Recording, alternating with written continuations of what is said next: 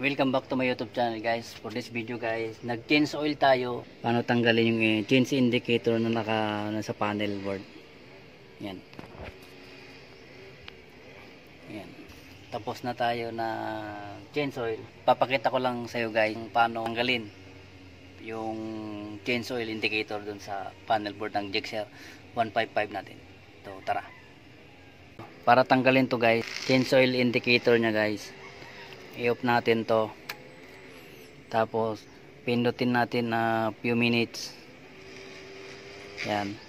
Tapos within 10 seconds 1, 2, 3, 4, 5, 6, 7, 8, 9, 10. So hirap ko lang kasama. Saka natin i-on ang susi.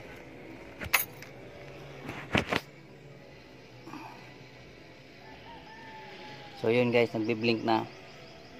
So yun. So ang interval ko nito guys is 1.5.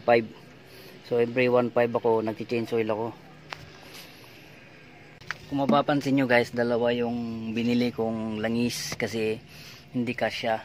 Kulang yung 1 litro dahil mayroon siyang filter. Handa natin guys.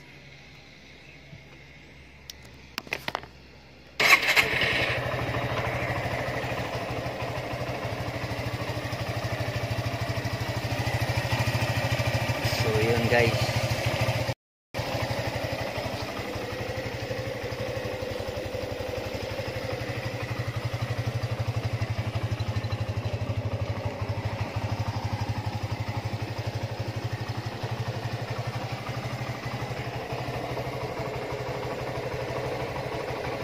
Ang tinakbo nito guys is 17,619.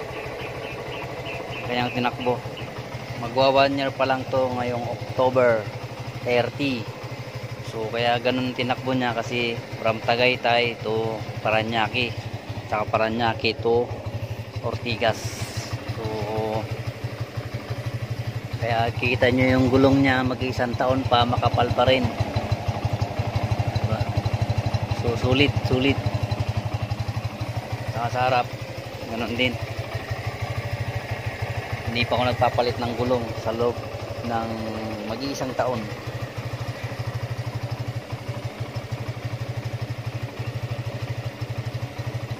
So yun guys, salamat sa panonood. Peace out.